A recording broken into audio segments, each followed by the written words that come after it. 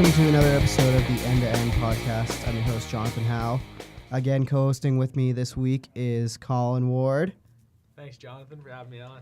No worries, buddy. I kind of liked how last week went. I'm a little under the weather this week, so you're gonna have you got to put the team on your shoulders there. Oh yeah, put the seat on.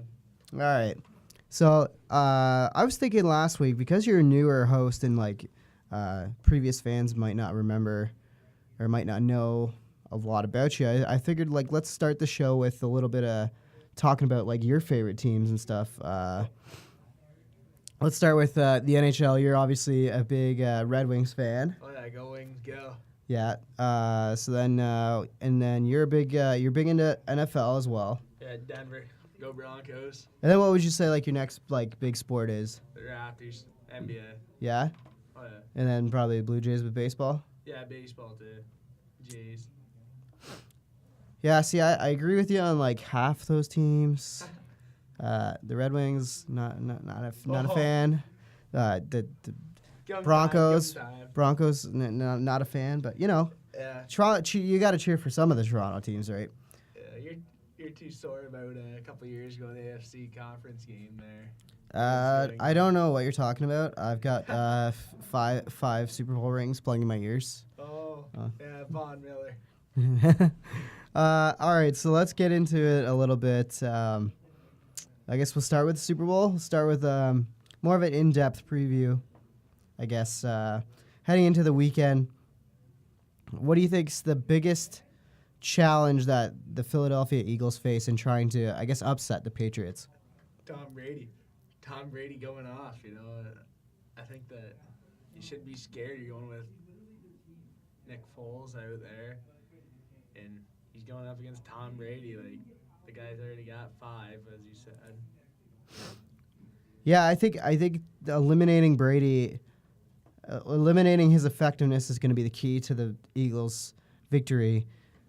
But the question mark I have is Nick Foles, because up until last week, or 2 weeks ago, I guess, when they played Minnesota, I would have never expected Foles to be able to put up big numbers like he has been with the Eagles so far. And I guess it's just the Minnesota game made me, maybe Foles can go punch for punch with Brady for a bit. Or are they still riding on a high? Look about it. Tom Brady, he's been to the media week and stuff.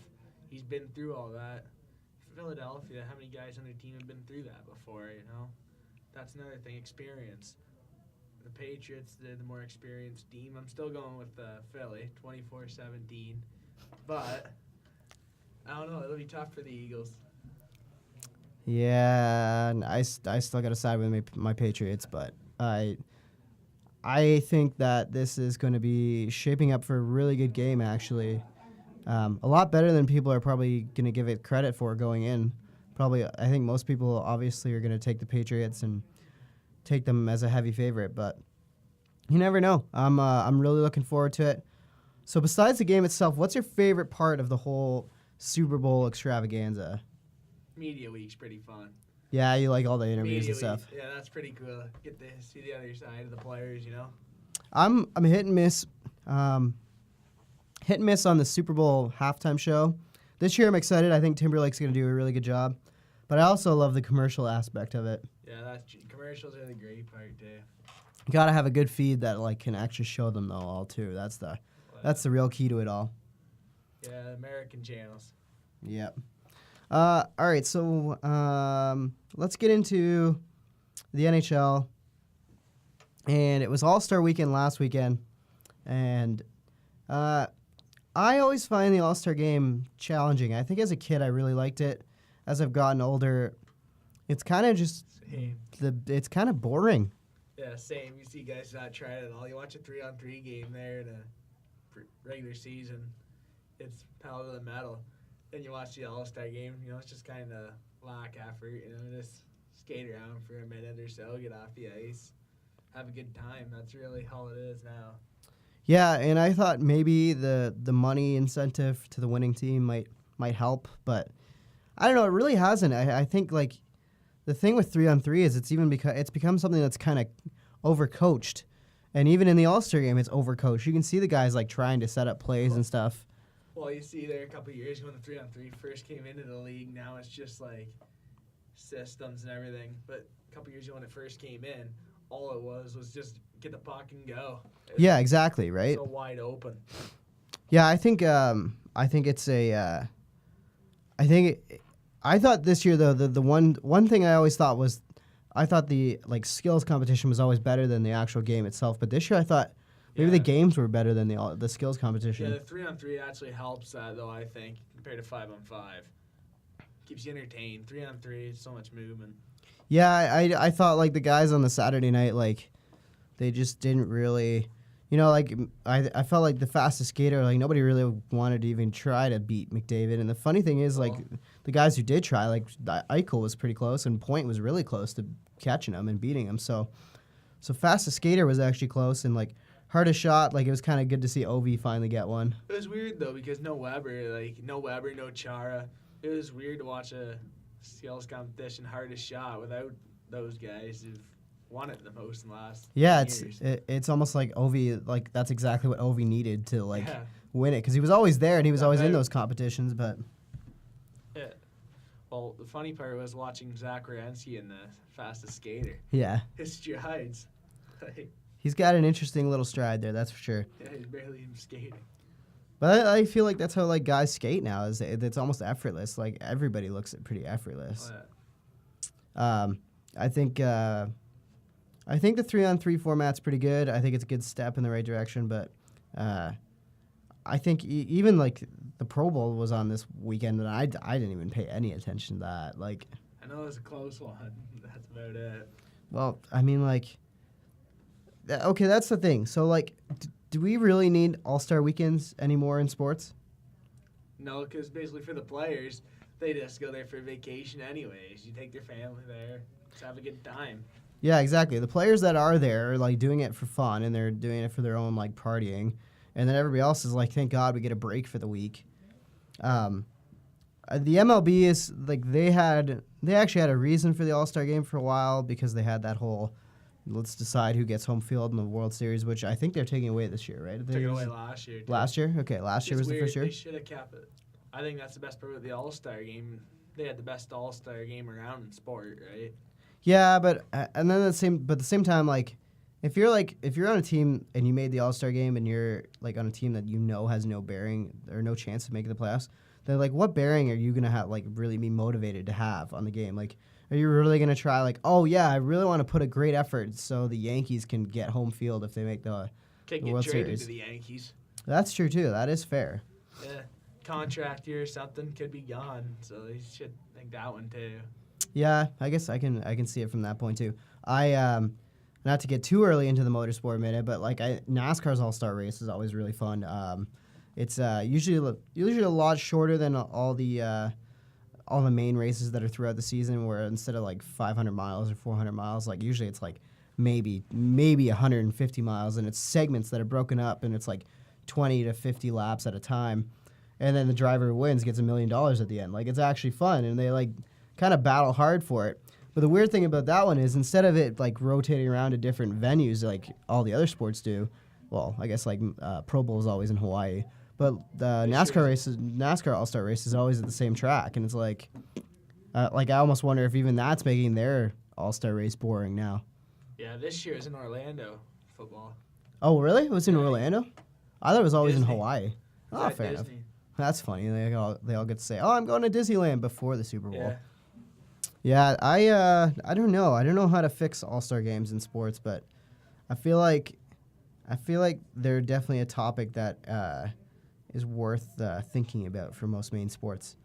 Now I want to move into the basketball, because you had a great.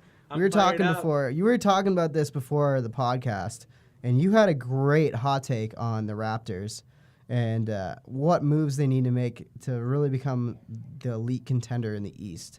Raptors go after Lou Williams and the Clippers. Bring him back, the sixth man. Lou. Yeah, I think it'd be a great fit. You see it. OG, Powell struggling. I think you put Williams in that spot. I think it helps, because when you watch a game in the benches out there and DeRozan's still out there. The defense sets to DeRozan. Everyone knows he's going to take the shots, but they're not high percentage shots. I think if you have Williams out there with him, bang, I think points go up per game and everything, and I think they can contend, which they are going to contend. They're in a great spot. I think it's theirs to lose right now. They have 3 games in hand on Boston, game and a half back. I think it's theirs to lose. I think they're the favorites right now. So, yeah, I agree with you that Lou Williams could be a great fit. I just don't know if the price tag is going to be worth it in the long run. Lou was already in this franchise at one point, and the Raptors didn't re-sign him, right? Because they thought they couldn't afford it. So what's changed now? Why is there space now that they think unless LA is going to take something back that is of big value, like maybe Jonas Valanciunas' money, but I don't want to give up Valanciunas right now because he's playing really well. He had a great month of January. I think it'll be a guy like Nogueira or someone like that in a pick that gets traded to the Clippers. I think that's the only way you can do it. Take on the money. So when you look at Cleveland, those teams, they spend way over this luxury tax. Way over. Golden State. Then a rumor comes out today that LeBron James might go to Golden State next year. Oh my God! If you can't beat him, join him. That'd be. First of all, the Eastern Conference would be like a gong show because you'd have no super team really to control it. Take over the conference. The Raptors would be the super team probably, and the Raptors and the Celtics would be the super teams in the East. Yeah. And then you think about the West, so Golden State would be. That'd be insane. They're gone. You might as well put your name on the trophy. I know. Who's going to beat them? Golden State, Houston, 2018-19 champs. Houston would be so rattled because Houston's great. And I think without LeBron if Golden State doesn't have LeBron, I think Houston actually might be able to put up a fight this year. Yeah. I like the way they're playing. I think Harden the other night with the 60-point triple-double. Are you kidding me? Are you kidding me? Then throw Chris Paul in the mix. Yeah, Chris Paul has been a great addition to that team. That's great. I don't know, man. The East would be a gong show if LeBron's not there to patrol it. Yeah. And if I don't know, man. I can't imagine that. I still think the price of giving up one of those young guys is too much to give up because, we got to think about we got to keep in mind that DeRozan, Lowry, and Ibaka are all up within 3 years because that's the way. That's the way Masai set it up is that, you got 3 more years to get this thing done. And then, you know what? If it doesn't work with you guys, we got to go in a different direction. And I think that was smart. I think it was, you can't beat a dead horse. You can't bring the same team back and keep losing in the second round, third round, first round, whatever it's going to be. But if you trade Nogueira, you still have Siakam and Hurdle. That's why I'd trade a guy like Nogueira. He has a lot of value, big shot blocker, unreal rebounder, the length. I think that's the guy that has all the value. He's one of their older prospects, older than Siakam and Hurdle. Mm-hmm. So I think that's the guy you can take a gamble on moving. I don't think you can trade a guy like Hurdle, Siakam. And I definitely don't trade Valanciunas because you need a veteran center like that in the playoffs. You need that. He's tough, too. Valanciunas, yeah. I think Valanciunas takes a lot of heat for maybe being underperforming his contract, but I think this year he's actually starting to live up to what he's supposed to. It's a good inside what he's supposed to be doing, Great inside option with him too. Yeah, it's interesting, right? I don't know, man. I don't know what these I almost think the Raptors don't need to do anything. I'd try to make it though the Williams trade. I think that would really help him. He's a great 3 shooter, and that's how the game is nowadays. I just think that would be the best move. If they can't get that, well, then I wouldn't bother because I don't think there's anyone else out there that could step in. Yeah. But I think that's the only target that I'd have my eyes on right now. Yeah, fair enough. We'll see how it plays out. They still got some time before the trade deadline to really get after the moves that they're going to make and really think about it. I guess let's get on. Want to do the Motorsport Minute now? Oh, yeah, let's do it.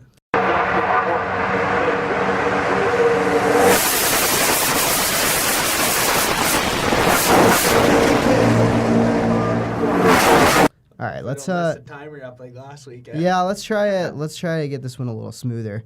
I don't have a lot to talk about actually this week. It's gonna be a short one. All right, you ready? Yeah, I'm ready. Let's fire it up. 3, 2, 1, let's go. So it's good to see Cup cars back on track. There's been testing sessions in Vegas this week. Good to see the new Camaros have actually been running pretty fast with William Byron and Kyle Larson leading both practice sessions in Vegas. I guess we have to touch on the Le Mans, well, not Le Mans, but the Rolex Daytona 24-hour race concluded on Sunday afternoon with the Chip Ganassi team winning not only another Rolex 24-hour race with them, but their 200th win in motorsport overall. And the crazy thing about Chip Ganassi Racing is they've amassed this success all since basically like the mid-'90s. You know, this has been one of the most storied franchises in racing for the last couple decades, and it's all come in a short matter of time. So congratulations to them on the overall win. Those 4 GTs look great. And, yeah. Oh, time up. Got it that time. Got it that time. Yeah, see, this is nice. This is the slow point in the season. It's nice. But, I mean, next weekend it all starts ramping up because as soon as the NFL's done, NASCAR's like, let's go. Boom. Spring training, too. Yeah, spring training. I guess. Go Jays. What do they got, like another 20 days, I think, till they report? Give or take, I think. There. Yeah, give or take. There, yeah. So I guess the news in baseball this week that kind of devastated us was Lorenzo Cain signing. Kind of literally, that, though. Yeah, you called it. Like, we literally got off the air and we finished it. And I think that night, he signed. Yelich gets traded there, and then Cain signs it right after. So now Milwaukee looks like a damn good So team. you got Braun, Cain, and Yelich. Your outfield. That's not bad. That's not a bad outfield. Not at all. Now, do they go after Darvish? That's the question that I said. I mean, if they want to be elite, why not? Because who else do they have in their division that they legitimately have to worry about? Cubs. Yeah, I guess the Cubs, but like, Yeah, the Cubs. I don't know. The Cubs, man, they were disappointing last year. Like, I don't know. They had a long year the year before. And I guess the Cardinals too, because the Cardinals went ham this offseason. Yeah, Ozuna. I think the Cardinals are really gonna try to make a push. That wild card spot too. The Cardinals hate losing. Yeah, you watch them. They've been like such a dynasty for the last 20 years, and they like every year they miss the playoffs, they get rattled. Back in the Pool Halls days. Yeah, right. But I mean, like they always seem to make the right move too. The Cardinals, like they let go of Pujols, he goes to LA, and he just fades. His career numbers are fading, right? Played a lot of ball games. Yeah, exactly. Great career though. They know when to spend money and when not to, and they know they draft really well too, right? That's the thing. That's a big thing for them. I guess the sad thing is like the Jays were really in on Lorenzo Cain, and I guess they were in on Yelich too from what the rumors were. They wanted Guerrero. I mean, Vlad's not going. I don't think you can trade the most.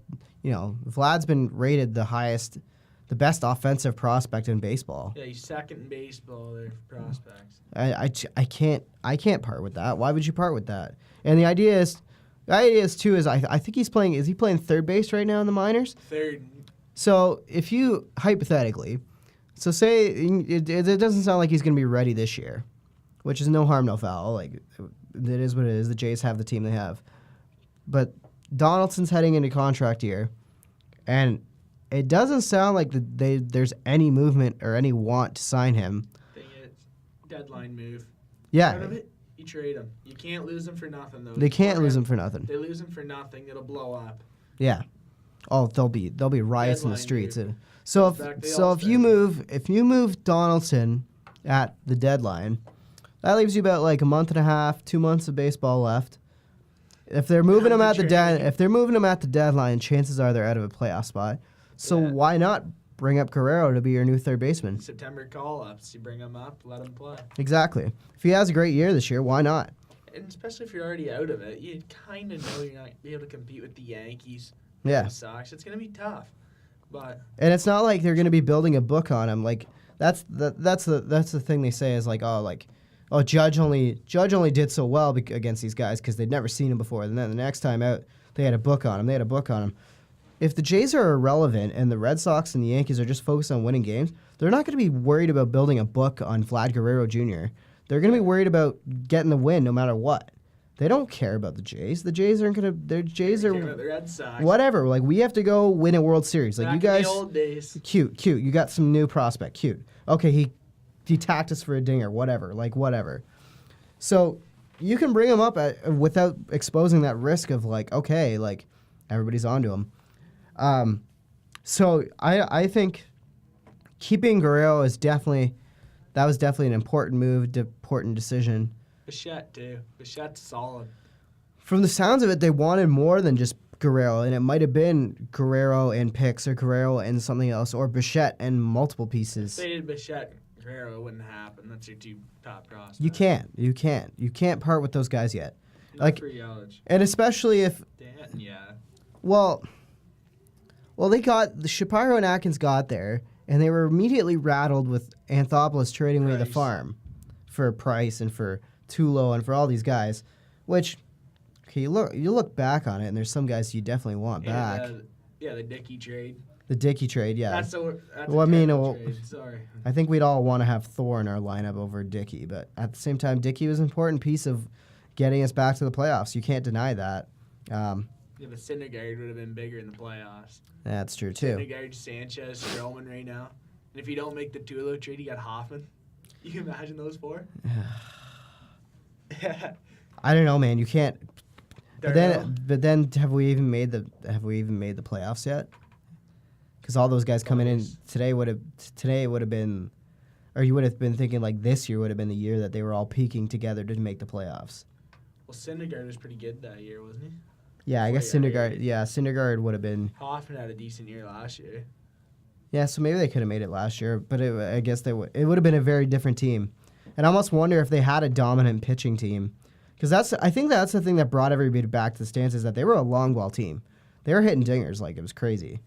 And I think if the Jays had a team that was just a 1 or 2 run shutout inning baseball team, like where everything's about the pitchers and the pitchers playing well, I almost don't think they'd have the success in terms of like a crowd showing up. You know what I mean? Yeah. Chicks dig the long ball, like what they say. Yeah, exactly, right? Thing is, though, I don't think the long ball thing will work on this year's team. Who is it? Do you think Tulowitzki can hit 20-something home runs? I don't think so. Donaldson, yeah. But other than Donaldson, who do you think's going to hit the long ball in that lineup? It's too... There's nobody who can do it consistently anymore. And Travis has to stay healthy. Yeah. Travis is a stud when he's on the field. He's unreal. And can Smoke do it again, right? That's the other thing. Hopefully. Hopefully. I like Smokey. I think he's a solid first baseman, and I think, last year was a great opportunity for him. I thought showing what he showed, maybe he can establish the fact that he's here forever. He's good. He's going to be a part of this team for the long run. Which is good, because year before he had a stressful year there. Yeah. Well, that was funny, too, because everyone was kind of like, well, why did they sign him? Like, why did they re-sign him in the middle of the year? Because I remember it was like August, and he got his deal. And everyone was like, oh, that's weird. I wonder why he got it. Why he got it. And, like, I think almost that was probably the tipping point of knowing, Edwin's going to go. Yeah. And I think the guy that I'm most interested to watch this year, opening day against the Yankees, Marcus Stroman. That's going to be great. Stroman's going to fire some people up this year. He's going to come out guns blazing. And I'm looking forward to Sanchez, though, because Sanchez is he's the one who's got to come back and really... For sure. He's got to really establish himself again, right? He's a pitcher. Even look at him. He's a pitcher. Just last year, the blister thing, no, it's just a bugger. Mm-hmm. Yeah, we'll see what happens. We'll see what happens. Pay attention to the Jays. Off-season's not done. Lots of guys still sitting out there. Wishful thinking, but JD Martinez is sitting there. Yeah. I don't think they'll go after him, though. It would be nice if they got a guy like that. Give you some optimism, right? No, this team's headed in a youth movement, I think. I think it's going to be a year of pain, to be honest, but you never know. Years of pain. Yeah, years of pain. You never know. Now do you look at it, was the 2 years that you made the playoffs worth it? I think it was, especially the year against Kansas City. I know they lost. They probably should have won that series, but yeah, they lose in 6, but it felt like it was a 7. It really did, eh?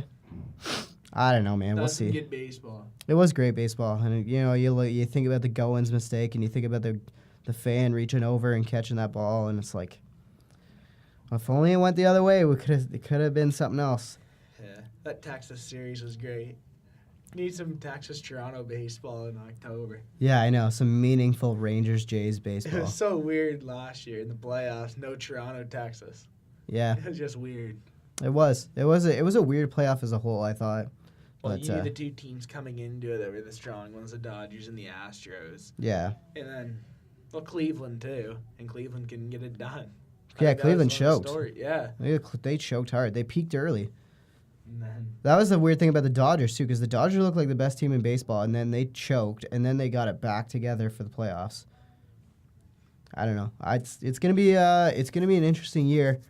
We'll have to keep an eye on it. Keep a lookout for what's happening as spring training opens up and as more of these guys hopefully start signing. I guess that about wraps it up. I think my voice is about done. yeah. Shout out to Jonathon here, a real warrior. Yeah, playing wounded. In the studio. Playing wounded this week. Yeah, So we had some technical difficulties getting the podcast out last week. Hopefully they're resolved. Hopefully we'll be able to get her out Saturday night. We're aiming for. If not, it'll be out Monday at the latest. But the goal is obviously to try to get these out before the weekend. So we'll see what we can do. We'll recap the Super Bowl. Big Pats win. Big Pats win. Bet on that one. I'm not having good luck with bets on this podcast. Oh yeah. For those of you who don't know or don't remember, early on I made a bet with my former co-host Eric Moss, and he's leading our fantasy hockey team pool by a mile, and I'm struggling. I'm selling. I'm struggling. I'm not selling. I bought. Oh, I sold. I bought, but I'm struggling. Made 6 trades the other day. Jesus. All right. Well, that's one way to do Top it. 6 are gone. Literally like 10-minute span. Yeah, you got a keeper pool though. No. What? Come on. Why are you even trading that? then? What is it? I know. I just helped out. We've got to. I'm that type of guy. Are they piecing you off on the side? Just be like, yeah, just give me your best player, and I'll give you like $20 off of whatever I win. Yeah, I get half the money. Oh, it's perfect. See, I wouldn't admit that on the radio. I'm just a nice guy. No, you're just a nice businessman. Eh? You're just charity. Oh, yeah. The Colin Ward charity for Gamblers Anonymous. Oh yeah. All right. Well, like I said, we'll recap the Super Bowl, recap a busy weekend in the NHL as teams start to get back from their All-Star breaks and their vacations and everything else that they've gotten this lately. Look ahead to the trade deadline. I guess we got to start talking about trade deadline for the NHL soon too. Oh, yeah, that'll be fun. NBA AllStar Weekend coming up. And you'll all hear it. I'll catch up with it next week on the End Podcast. For Colin and myself, Jonathon Howe, this has been the End Podcast. We'll see you on the other end.